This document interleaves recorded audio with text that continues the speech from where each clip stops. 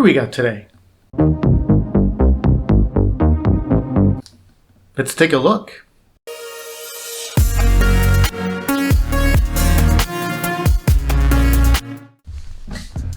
Hey everybody, this is Los, and today on TechKnowLOS we're going to be looking at a build I did for somebody back in December of 2020.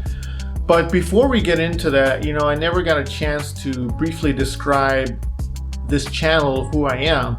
I'm basically somebody who's been building PCs for the past 5 years now, and I mostly do it for friends, family, co-workers, or whoever catches wind of me doing that. And it's a sort of apprenticeship, going to college, so to speak, because I'm certainly not making any money off of it other than, a Five Guys burger here and there. But I've thoroughly enjoyed doing it. I love seeing the final product, and I especially love the reaction by people.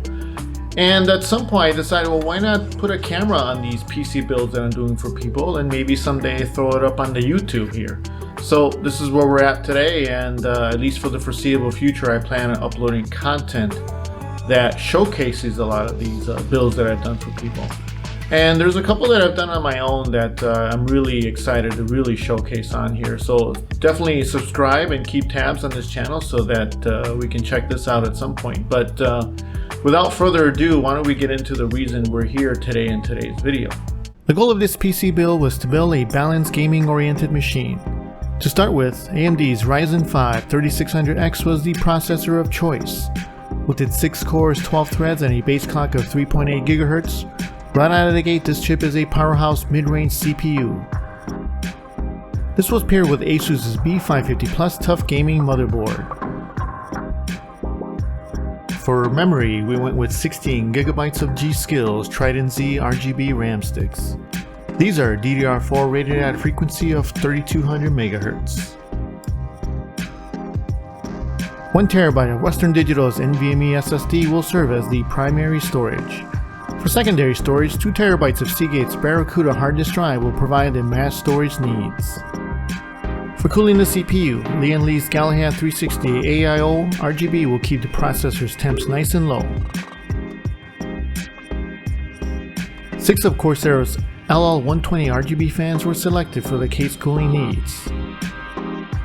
The EVGA 750 GT Supernova will provide these power supply needs. This one is the 750W 80+ gold rated version. And the crown jewel of this build is, of course, NVIDIA's 3070 Founders Edition card. Besides being a well-documented powerful GPU, the aesthetics of this card shocked me as I was taken to its clean design and finish. Quite frankly, I think it's the prettiest graphic card I have ever seen.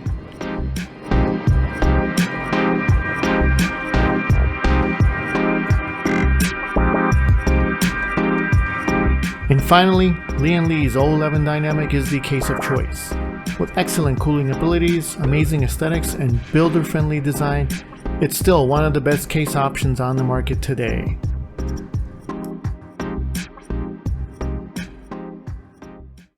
Let's get into the build montage.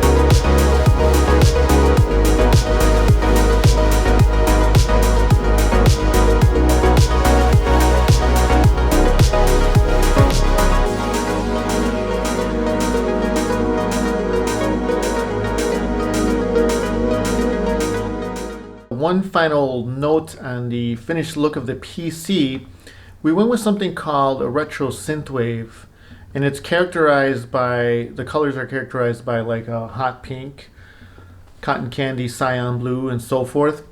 And it's a musical subgenre that started in the early 2000s, and it pays homage to the art, video games, science fiction, and the sound of the synthesizers found in the 80s. And I'm a kid of the 80s, so I'm aging myself right then and there. But you know, you listen to someone like The Weeknd and his song Blinding Lights, you can even hear that influence there. Before we get into my favorite part of the video, I just want to thank everybody for stopping by. Don't forget to like and subscribe. I would greatly appreciate that. And it's time for B-roll.